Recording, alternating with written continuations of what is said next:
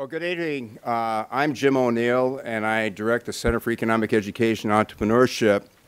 And it's my pleasure to really introduce the program from the standpoint of, as you are aware, overdraft. It's an issue that certainly relates, I think, much or even more to the students, but it relates to all of us. And so I want to thank Travelers, thank our Dean, Bruce Weber, for agreeing to set this up, and Travelers, Jessica Langos, who's here to give you a little background, but it's just been a nice opportunity for the university, and as you can see in your program, we're many of several fine universities that are showing this very important video. So I will turn it over to Jessica. Thank you very much.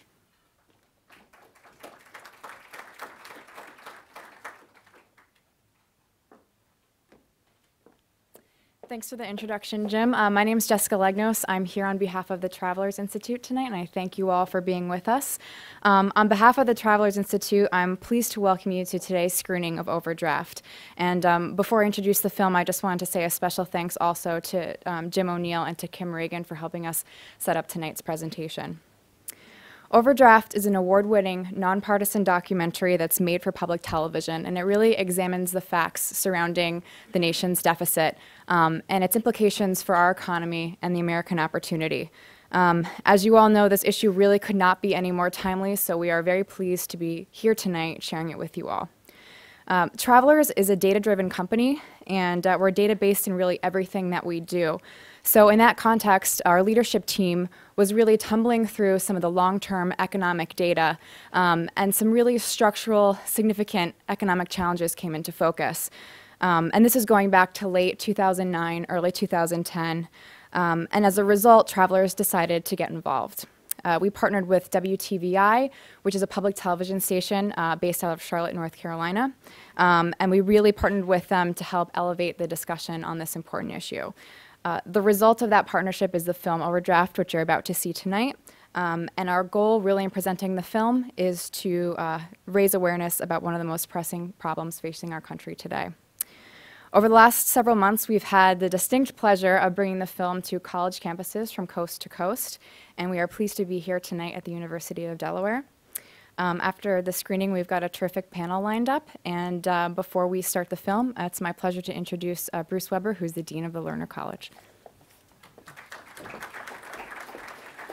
Thank you very much, Jennifer. I appreciate it, and we appreciate the effort Travelers Institute has made to produce a documentary about an issue that I think is getting increasing amounts of attention and concern by senior business leaders, by politicians, and I think by ordinary citizens of this country. I think if you asked to get an audience together on a Tuesday evening 10 or 20 years ago on the topic of the U.S. government debt, I don't think we would have had the kind of turnout we have tonight. I think that would not have been a winning proposition 10 years ago. I think today, though, we're all aware that this is something that's going to challenge all of us in the future. What I really appreciate about Travelers' input and their contribution by creating this documentary is that it reflects to me something that I very much consider a strategy at Lerner College, which is what we call outside in. So we're doing a lot at Lerner College to give our students exposure to the topics they're studying, whether it's our educational trading lab that's in Purnell Hall. Upstairs from us, we have a student-managed restaurant called Vita Nova. We give our students lots of chances to get exposure to the outside business world, and tonight's event is a great example of that. What's going to happen is the documentary runs about 55 minutes, and at the end, we're going to have a half-hour panel with three very distinguished panelists and me. Those distinguished panelists include Mike Castle, who's the former congressional representative from State of Delaware, also the former governor of the State of Delaware, my colleague, professor of economics, Jim Butkiewicz, and a University of Delaware graduate, Steve Mockbee, who is the president and CEO of Bancroft Construction. You might see their signs every now and then around Delaware where they do a lot of building work both on campus, residential, commercial in the state. So Steve is very much aware of the business challenges that debt and government policy have and aware of their impact on the private sector. So We've got time during the panel for questions, and if during the documentary there's a thought that comes to mind or a question you have, hold on to it. You'll have a chance to air that at the end. So welcome. Without further ado, let's get the documentary started. Well, thank you, everyone, for listening through the documentary.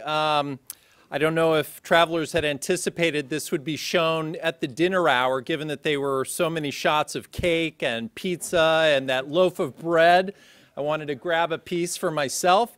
But what we've got now is something I think will be fun and exciting for all of us, which is a panel where I'm going to bring up three people. And let me start with my colleague, Jim Butkiewicz, who's the chair of the Department of Economics at the Lerner College. He completed his PhD at the University of Virginia and is an expert in macroeconomics and monetary theory and history. Our other panelist is Steve Mockbee, a 1973 graduate of the Lerner College. Steve is a non-traditional UD graduate. He served in the Marines for 4 years before coming to UD and studying with us and then moving on into the construction business with Bancroft, where he was most recently the president and the CEO. And finally, we've got Mike Castle with us, our former governor and former congressman. Mike Castle is a longtime Delaware resident. Father was a patent lawyer for DuPont, studied at Hamilton College in upstate New York, as well as Georgetown, where he earned a law degree. So welcome, Mike. What I'm going to try to do is ask this very august panel a couple of questions to get them to reflect a little bit on what we just observed in the documentary. Now, my own area in the academic world is management science. So this is kind of the study of how businesses become more efficient and optimize their operations through technology and business processes. So I'm very naive about the fiscal situation that we have. I think I understand some of the basic parameters, but not really what the tools are going to be to address this. So the first thing I'd like to ask the panel, and maybe I can start with you, Mike, is this analogy with the family budget, where we sort of lop 8 zeros off the end of the federal situation, and we sort of see, well, what if this were a household, and this is a household that earns about $22,000, spends about $38,000, so it's incurring about $16,000 in debt every year, but the credit card has a balance of $142,000 on it, yet we're only bringing in $22,000 a year in income. And as a result, we're paying about $4,000 a year in interest. So Mike, is this family household analogy a good one for us to understand what's happening in this fiscal problem we're facing? Well, it's probably not a precise analogy, but it's certainly a good analogy, and it's something that we can all grasp perhaps a little more simply. I was trying to figure out what a 1% increase would be on the $16 trillion debt that we have now, and I couldn't even figure out all the zeros and all that. So take it down to something we can all grasp perhaps to comprehend it. But it's not that wrong. I mean, you know, we do have extensive borrowing which is going on in this country. What was said here in the Overdraft documentary is basically correct. And it is clearly something that neither political party, in terms of the presidents or the Congress, have come to grips with, and it needs to be addressed. So I think it's a good analogy in that it gets our attention. And by the way, if I could just mention this, I'm practicing law now with the DLA Piper law firm, and we have a fellow there who's an expert on taxes, and I posed some questions to him. And he told me he said he didn't have time to answer all the questions, but he said to look at the debt clock, which I went to Google and did and looked at it. And you think that documentary alarmed you? Wait do you take a look at the debt clock moving along? I mean, the numbers are spinning so fast, it makes your head spin in terms of what's happening in this country today. I recommend it to all of you, unless you want to sleep well. I look at it in the morning, I think. I'm already concerned about my sleep tonight, Mike. But we'll come back to you and ask a few more questions about sort of how Washington might eventually move us forward here. Jim, can I ask you if you think this household analogy sheds any light on the situation and maybe what we need to do about it? Well, I think that the analogy, maybe we want to think about it like this, that there are certainly times when households need to incur debt. There are times, say, early in life when their household is starting up, when they may borrow a lot. And later on, as their incomes grow, the borrowing needs may diminish and the debt may be paid down. Governments, too, there are times when it makes sense to go into debt. The situation, though, with both the household and the government is when it looks like the income will never catch up to the expenditures and there'll never be any ability to pay down the debt. And I think that's the situation that we're worried about now. And representing the dismal science, I want to be even a little more dismal than the movie. Just mention three things. Maybe we can talk about them later. One, it talked a lot about entitlement growth at the federal level, but what was sort of hinted at a little bit but not very much discussed was the unfunded liabilities of state and local governments are another, depending on whose numbers you believe, up to or in excess of $3 trillion. That's another 20% of GDP.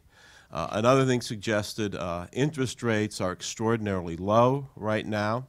Interest rates may rise to normal levels, interest payments on the debt. And it will happen slowly because the Treasury, if they have sense, is going to borrow as much long-term as they can right now to lock in low rates. But as interest rates gradually rise, we're going to see another couple percent of GDP on interest payments on the debt. And finally, the projections of the deficit are based on growth assumptions. The most recent CBO, Congressional Budget Office report, as of last Friday, February 15th, 2013, assumes a long-run rate of real GDP growth that's almost 10% in excess of what's been the case the last 55 years. And there's a lot of questions right now among economists, and this is far more speculative, that the long-run rate of growth may have slowed down, which is going to reduce the rate of growth of the tax base, both at the federal level and the state and local level. So my outlook is even more dismal, being a dismal scientist, than you might have gotten from the documentary. Okay, thanks, Jim, for making us more concerned about sleep tonight. But Steve, let me come to you. You started Bancroft Construction. It was a two-person company, became a $100 million corporation with 120 employees. If you were starting out in business today and kind of looked at the sort of the public sector spending and the taxes that you might be paying as a business or that your employees might be paying, what would your level of confidence be, and what kind of hiring plans would you make under the current scenario if you were starting Bancroft today? Well, the first thing I would do is I would go to work for Michael. If I was starting today, first of all, dealing with debt, a lot of companies start, they go out and borrow money just like a house would borrow money, and the goal would be, and the confidence would be, that when you borrow that money, you will be investing in a company, investing in a house, and you will be growing equity. And at some point in time, the equity that you create will help pay for the debt. Well, in today's environment, whether it's a house or whether it's a government, it does not appear that the borrowing that you're going to make initially, whether it's in a business or a house or a government, is going to grow the equity to a point where you're going to be able to pay the debt off. And when the debt, when the ability to pay the debt off exceeds your confidence level, then to answer the question, I don't know if I would start a company if I did not believe that the initial investments that were made would be able to give me a free and clear company over time. Right. Okay. So, Steve, one of the things we teach the students at Lerner College about is a concept called debt capacity, which means kind of in a business, to forego any borrowing or credit, you never will fulfill the full potential of that company. So, I'm sure Bancroft did a certain amount of borrowing. How did you adjust your sort of borrowing levels to what you anticipated your ability to repay would be? What sort of thoughts did Bancroft have as it was growing Sure. about how much it was safely going to be capable of borrowing? Well, again, there's a lot of gloomy numbers. People look at metrics and they look at reports, but the reports and the metrics that we get are only as good as our confidence going forward. And I personally feel that there's a lack of confidence in leadership to make the decisions to deal with the debt. So saying that, the debt that Bancroft incurred was based on a confidence that we had good leadership in government, based on a confidence that when we invested in the company, that would pay back and help the company grow. I don't know if I was starting out today or what I would be doing if I didn't have the confidence that I did back in 1975 when I started the company. Mm-hmm. Okay. Thanks, Steve. So that's useful to kind of get a private sector perspective on borrowing. Now, can I come back to you, Mike, and ask, kind of in the public sector, does the borrowing decision happen differently? Do you think we've sort of gone wrong in some of the ways, maybe public sector borrowing is happening? What were your observations on those choices that get made in Washington and even in state governments? Well, we've sure gone wrong, no question about that. I mean, just take a look at the debt structure which is out there to understand that. I think there was an assumption by both political parties that you could borrow sort of indefinitely. You have to understand the things that divide these parties. You saw some of those things up there. The Republican Party, of which I am a member, I'm on the moderate side of the Republican Party, basically is opposed to anything that's going to be a cut in defense. A lot of that, frankly, has to do with the jobs and that kind of thing, but a lot of it has to do with they believe are providing for the safety of this country. They also are opposed to any kind of a tax increase whatsoever, and that's a huge problem as well. The Democratic Party, on the other hand, is completely opposed to any kind of cuts. They're going to, they claim, harm the poor or harm anybody. For example, in the case of Medicare and Medicaid and Social Security. Medicare is not necessarily poor, neither is Social Security, but they're very reluctant to make any changes.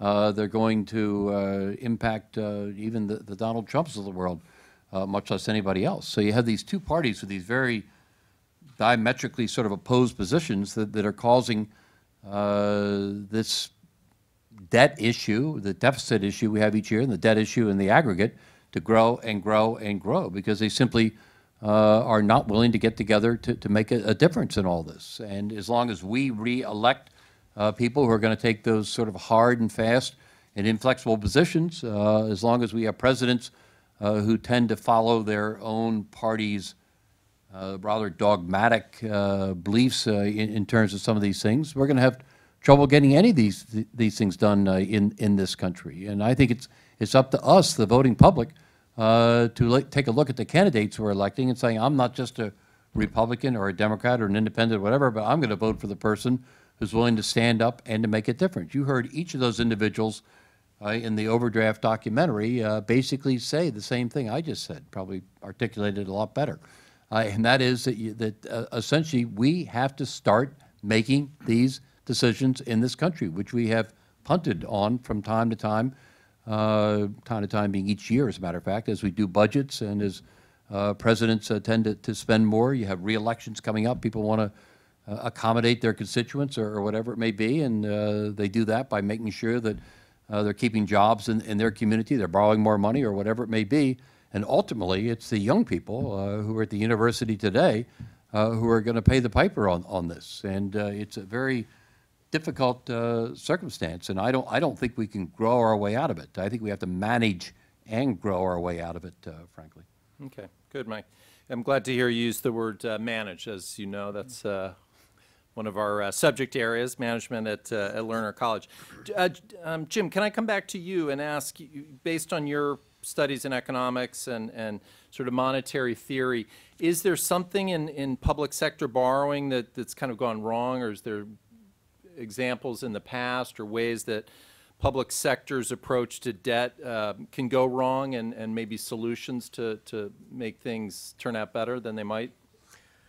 Well, historically, we expand our horizons beyond the United States. There's many instances of sovereign bankruptcy. So if that's what you mean by go wrong, yeah, there's numerous cases throughout history where various governments have defaulted on their debt. I don't think we are near that as of right now, but if it keeps growing without constraint, we could get to a point. Again, to borrow money, somebody has to be willing to lend you money. And right now, the market test is that people all over the world are still willing to buy U.S. government debt. So I don't think that's an issue in the immediate future. But if it continues to grow as some of the projections, without some of the reforms that are needed to slow the growth, we'll get to a point where nobody will lend to us. Certainly, there have been lots of cases in history of sovereign governments who are basically unable to borrow. And then what happens is, if you can't borrow, and you still desire to spend more than you collect in tax revenue, you turn to the printing presses and you get hyperinflation, which is another way to default on your debt, because if you inflate at a very rapid rate, the value of the money you're paying back has been depreciated very rapidly. So again, looking way beyond the United States example, all around the world, there was a very, I think, provocative book published about 3 years ago now by Reinhardt and Rogoff called "This Time is Different." It's about how every time there's a debt crisis, it's supposedly different, and the point is, of course, it never is.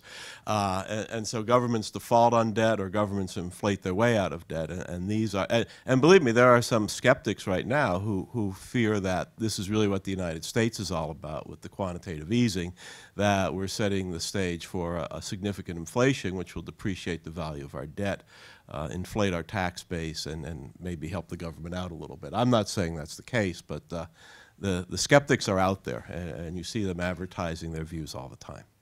Okay, thanks, Jim. I've got one last question for the three panelists, and then I'll open it up to the audience. And I'm going to start with you, Steve, because I'm just curious what you think are the tools to address this issue. We've got sort of a fiscal situation that's much worse than it was in the past. We have what appears to be polarization and sort of intransigence, and I'm sure you've had many situations in your private sector life, Steve, where you've encountered situations and worked through. What do you think are the tools to address this issue? Well, I'm not sure what the options are on the tools, Bruce, but if you would call leadership a tool, if leadership is a tool, I believe that this country needs leadership. We have a date coming in March, and I've seen no leadership in Washington or any place saying, where are the cuts going to come from? Are we going to increase? But I think we're just going to go along, and we're just going to push the can down the road, which is a problem. So one tool would be leadership. Somebody taking responsibility, not worrying about, am I going to get elected the next time, but taking a position and giving us leadership for a solution. Another tool, if you want to look at a tool, is to look at Social Security. Does Donald Trump need to be collecting? I think one tool is to index, I heard somebody say index Social Security, not only on age, but on income. If somebody is making $250,000 in retirement, do they really need that Social Security check?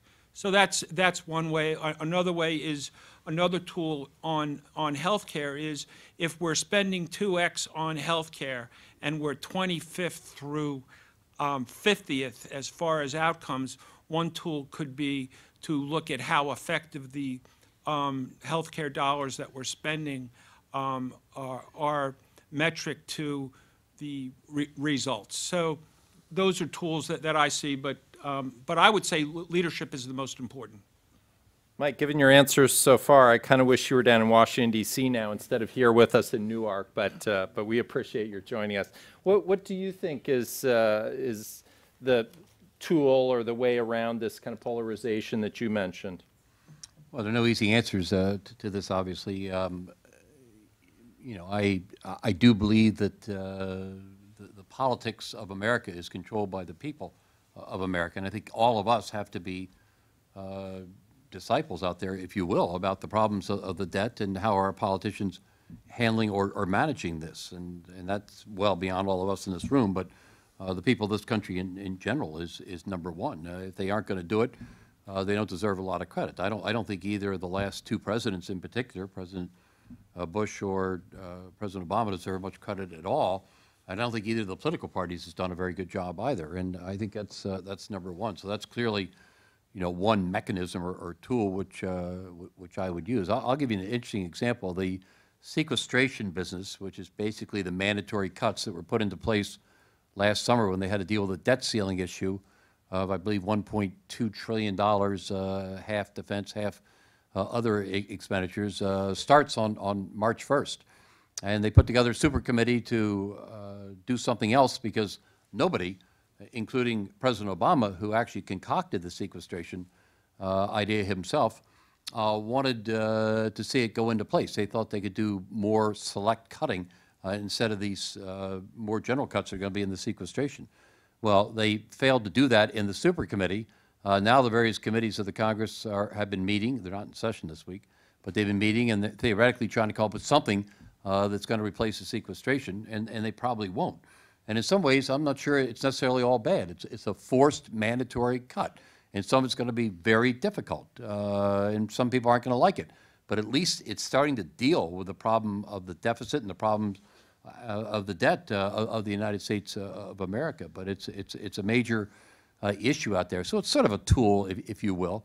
I agree with Steve. I think that leadership in general is important in all this. But I think a public consciousness could lead to some of that leadership that may be needed in Washington, D.C. Thanks. So, Jim, you offered us default or hyperinflation as anything else as cheerful as those two? I'll give you something that's a little more optimistic. And if you'll excuse me, I'm going to put in a little commercial here. Every year, the economics department, in conjunction with the Lerner College and often the Department of Finance, has a lecture called the Hutchinson Lecture in honor of the late Harry Hutchinson. And several years ago, one of our speaker was Alice Rivlin, who you saw in the movie. And Alice presented, in fact, and they were painful, but they're actually pretty reasonable proposals for tax reform, broadening the tax base and lowering the highest tax rates. And it's something that I think a lot of economists would get behind. But unfortunately, I'm going to agree with my other two colleagues here on the panel, that takes leadership. And right now in Washington, I don't think anybody understands the meaning of that word for any party. May I just add on to what Jim just said? You're probably right, but I will say that the Ways and Means Committee in the House of Representatives with Dave Camp is from Michigan, he's Republican, Sandy Levin's from Michigan, he's a Democrat, and they're the chair and the vice chair of the committee, have actually put together a program dealing with tax reform, which they have a Republican and a Democrat looking at about, I think it's 10 or 11 different areas, and they are going then to try to meld that together and come up with some true tax reform. So maybe, just maybe, that is the leadership that we need. I'm not saying it is yet, but there is a chance at least, and they seem to be cooperating and really talking to each other. So let's keep our fingers crossed on that one, because I agree with Jim. I think that tax reform is an important step that could help deal with this problem. Thanks very much. I said I'd give the audience a chance to ask questions. I've got a hand raised in the back. Let us know who you are and then your question as loud as you can make it. My name is William Morton. I'm a senior finance and economics major. And you were talking about tax reform, and I was curious if you might think that a flat tax rate would be a good answer. Would a flat tax, what his question was, would a flat tax be a good answer? There's a lot of different ways you can raise revenue. I think the political consensus in this country is that there has to be some form of progressivity. That doesn't necessarily mean all economists or all people agree with it. But the real issue right now is we could have lower rates, but we have to stop exempting about half of all income from taxes, which is the way the current tax code works. There's so many special provisions in the code that, you know, I do agree that a much broader-based income tax system would make more sense. But, you know, it is what it is, and it's filled with special provisions, which all were intended to do wonderful things, but it makes our tax base so small. And remember, that this affects not only federal revenues, but many of the state governments which have income tax piggyback on the federal tax code. They don't have an independent tax base. So whatever exemptions apply at the federal level are also affecting state tax revenues. So, yeah, I wouldn't personally mind seeing a flat tax, something very simple, but you know, I have to be realistic. That's not going to fly. But what makes more sense is taking a serious look at the base and taking a serious look at what rates would be needed to raise a reasonable amount of revenue if the base were expanded in meaningful ways.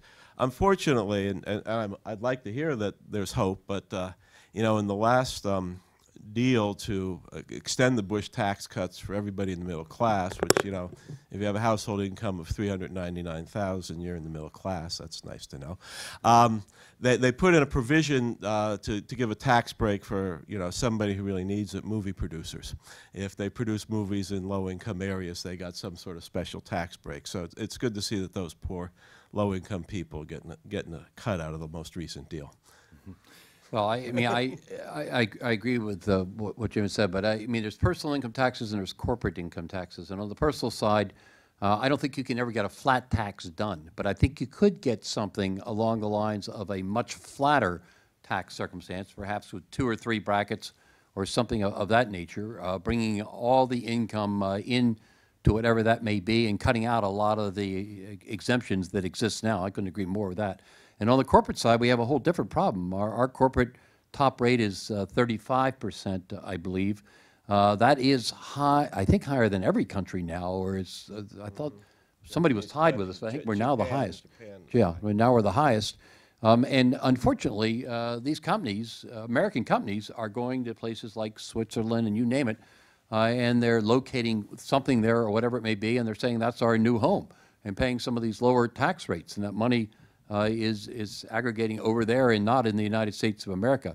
That needs to be addressed too. That also can be addressed with some exemptions and being removed, et cetera, and reducing the rates to a degree which would probably produce a lot more revenue than we presently have. So you got to look at the different types of tax structures and determine what's the revenue production that will come out of it, because a reduction in rates per se sometimes is not necessarily going to produce less revenue, and clearly when you get rid of some of these crazy exemptions that exist now, you can actually perhaps bring more revenue in. Larry. Yeah, I'm Larry Seidman. I'm a professor of economics here in Delaware. I have a comment about timing. I couldn't agree more with the whole thrust of the movie and the panelists that we need immediately right now to try to forge a bipartisan compromise to schedule a combination of slower growth in spending and some additional revenue to get future deficits down. We should enact that now, but it should not go into effect until our economy is back to normal. We still have an unemployment rate of 8%. Our normal unemployment rate is 5 to 6%.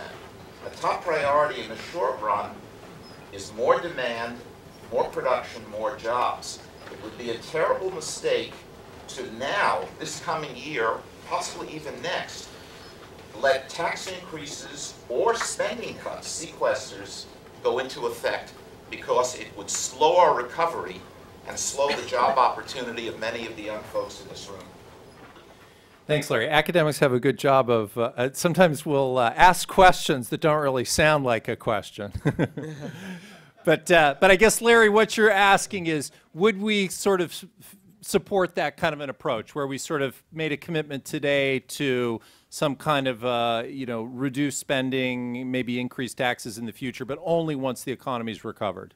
Mike? Well, that's an economic theory that, has been utilized, as Larry knows well, in terms of some of the programs of spending which have been passed in the Congress in order to help the budget along to continue jobs. So I tend to agree with it. In this case, I think we do need to be careful to make any about making any kinds of increases in taxes or great reductions in expenditures. Having said that, I think there's some expenditures that are ridiculous out there that could be addressed. They could deal with it a little bit, at least, and I think make some difference immediately, and then do a lot more, perhaps at some later point in time. But I think the point is well taken. And by the way, I'm surrounded here by economists, for God's sake. I mean, I majored in the damn subject in college, immediately went to law school knowing I'd never be an economist. But I appreciate what he said. I think it's accurate mostly. Yeah, in the vest. Yes. Hi, I'm David Wunsch. I'm the state geologist in Delaware. And I'm going to ask a question a little bit from a geologic side. One of the presenters on the movie talked about the Keynesian model where I guess the government is investing at some time, even in these troubled times, with the idea that that'll bring us back out and then you can adjust the economy. And a similar analog to that, although it showed a lot about automation and technology is doing a lot to take away our good manufacturing jobs, but there is one sector that still needs a lot of hands-on, and that's the energy sector. You still cannot automate drilling wells 10,000 feet. You can't automate all of the energy production or mining and minerals, which we also import a huge amount of our strategic metals that you need for all the high-tech gadgets. So that conflicts a little bit with the green energy side. Everybody doesn't want any more fossil fuels. We need to go the other way, but it's awful painful to do when the economy's slow and unemployment. So I guess the question to the panel: do you see any merit where we might boost, fossil fuel production, oil offshore, with the idea that there was a guaranteed sunset of 10 years? By then, things are humming. You hope, and it's easier to transition to green energies when you have the money and technology and growth to do that, and do it when you're in a very low place. Hope I explained that. Well, I mean, you want to go? Yeah. Okay. There's a fossil fuel explosion going on right now in this country with hydraulic fracturing or fracking. It's controversial, and it's controversial here in Delaware. A lot of people are very concerned about it. Everything I've read indicates that the potential reserves, particularly in places where it's not been given the green light, like New York and California, that this country could attain energy independence with fossil fuels. But, as with all new technologies, there are uncertainties. And, there's a lot of concerns about what are the effects of the groundwater, the chemicals being used, and so forth.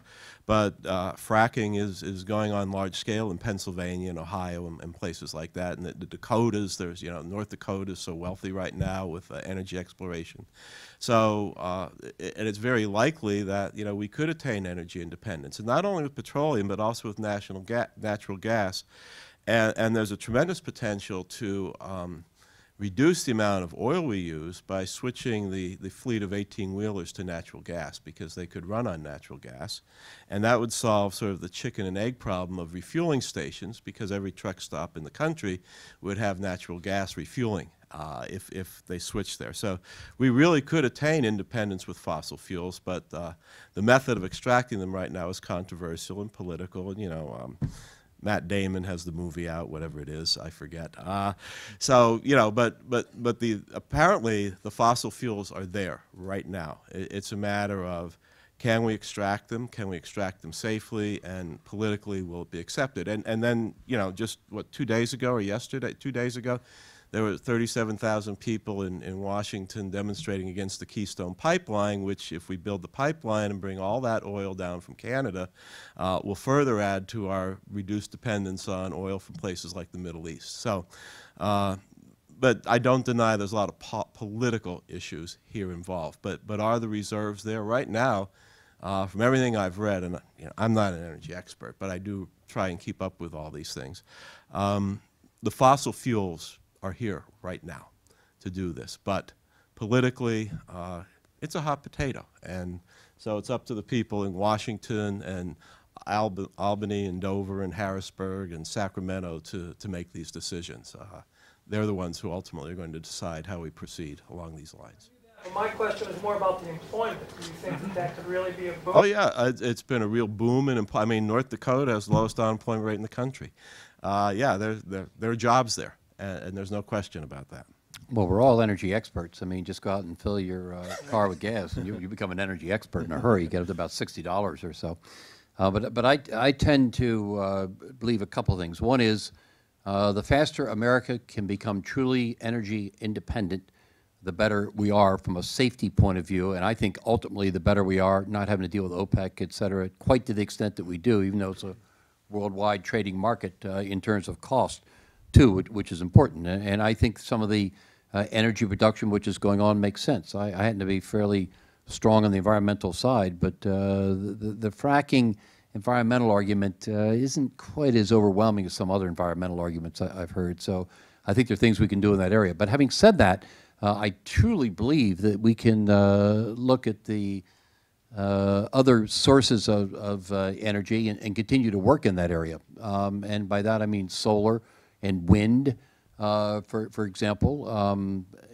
You know, we almost had offshore wind in Delaware. They're going to have it probably in Massachusetts off of Cape Cod pretty soon. And the onshore wind energy production has increased, and this is a very small percentage, as you know, of our energy production.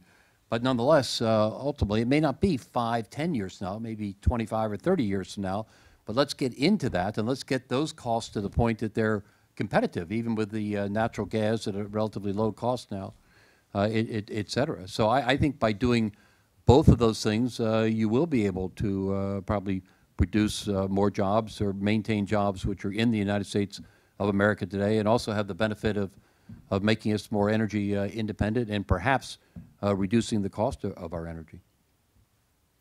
Steve, you've got any energy thoughts yourself? Well, I like the energy of giving American jobs and keeping jobs in this country.